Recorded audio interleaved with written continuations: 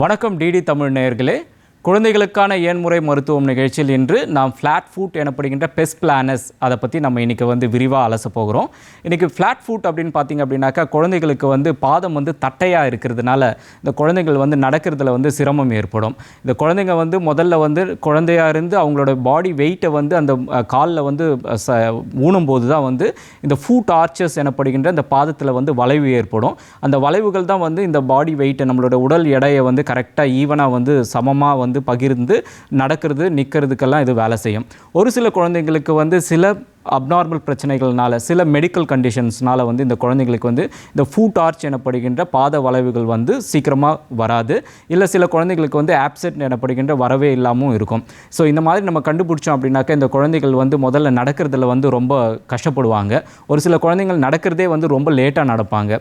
So ஒரு வயசுக்குள்ளே குழந்தை நடந்தாகணும் அப்படின்னாக்கா இந்த மாதிரி ஃப்ளாட் ஃபுட் இருக்கிற குழந்தைங்க ஒரு 6 மாதத்துலேருந்து 1 வருஷம் கூட அதிகப்படியாக எடுத்துகிட்டு அவங்க நடப்பாங்க. ஸோ 2-3 ஸ்டெப்ஸ் அவங்க நடக்கும்போதே இந்த குழந்தைங்களுக்கு வலி ஏற்படும். சில குழந்தைங்கள் அம்மா என்னால் நடக்க முடியல தூக்கோங்க அப்படின்ற மாதிரி சில குழந்தைங்கள் சொல்லுவாங்க. ஸோ இதுதான் ஃப்ளாட் ஃபுட். இந்த குழந்தைங்களோட பாதத்தை நீங்கள் பார்த்தீங்கன்னாவே ரொம்ப தட்டையாக இருக்கும். அதில் வளைவுகள் எதுவுமே இருக்காது.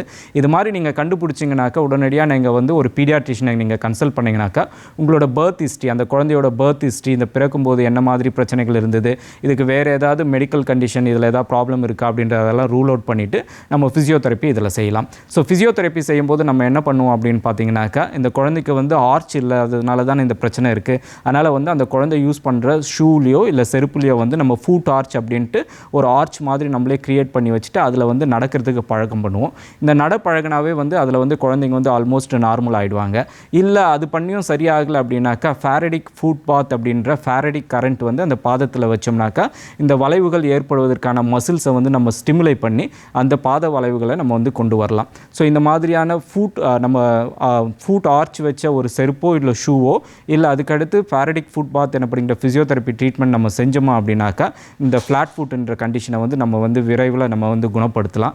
இதை குணப்படுத்த முடியல, ஒரு சில குழந்தைங்க அப்பா அம்மா இதை புரிஞ்சிக்க மாட்டாங்க. இல்லை குழந்தைக்கு எல்லாம் நார்மலாக தான் இருக்குது, இன்னும் பிரச்சனை இல்லை, கொஞ்ச நாள் சரியாயிடும் அப்படின்ற மாதிரி நம்ம கண்டுக்காமல் விட்டுட்டோம் அப்படின்னாக்கா அந்த குழந்தைக்கு மற்ற விஷயங்கள், விளையாட்டு, அதை ஸ்கூல் போகிறது, இந்த விஷயங்கள் எல்லாமே அவங்களுக்கு ரொம்ப கஷ்டமாயிடும். அதனால் நீங்கள் ஃப்ளாட் ஃபுட் அப்படின்றத நம்ம கண்டுபிடிச்சோம் அப்படின்னாக்கா உடனடியாக அதற்கு நம்ம தீர்வு கண்டோம் அப்படின்னாக்கா இந்த குழந்தைய இந்த ஃப்ளாட் ஃபுட் அப்படின்ற கண்டிஷன்லேருந்து நம்ம குணப்படுத்திடலாம். இந்த குழந்தைகளோட ஸ்போர்ட்ஸ் பர்ஃபார்மன்ஸும் ரொம்ப நல்லாவும் இருக்கும், அகாடமிக் எக்ஸலன்ஸும் ரொம்ப நல்லாயிருக்கும். அதை தவிர்த்து நம்ம டிலே பண்ணோம் அப்படின்னாக்கா அந்த குழந்தைக்கு ஸ்போர்ட்ஸ் அண்ட் அகாடமிக் ரொம்ப பாதிப்படைவதற்கான வாய்ப்புகள் நிறையவே உள்ளது. ஸோ அதனால் ஃப்ளாட் ஃபுட் வந்துடுச்சு அப்படின்னாக்கா அதற்கு நீங்கள் தாமதிக்காமல் ஃபிசியோதெரப்பி பண்ணுறது மிக்க நலம் பயக்கும். ஸோ இன்றைக்கி நம்ம ஃப்ளாட் ஃபுட்னா என்ன, அதற்கான ஃபிசியோதெரப்பி தீர்வு குறித்தும் நம்ம இன்றைக்கி விரிவாக பேசணும். மற்ற நிகழ்ச்சியில் மற்றொரு நோய் குறித்தும் அதற்கான ஃபிசியோதெரப்பி தீர்வுகள் குறித்தும் மிக விரிவாக அலசுவோம். நன்றி, வணக்கம்.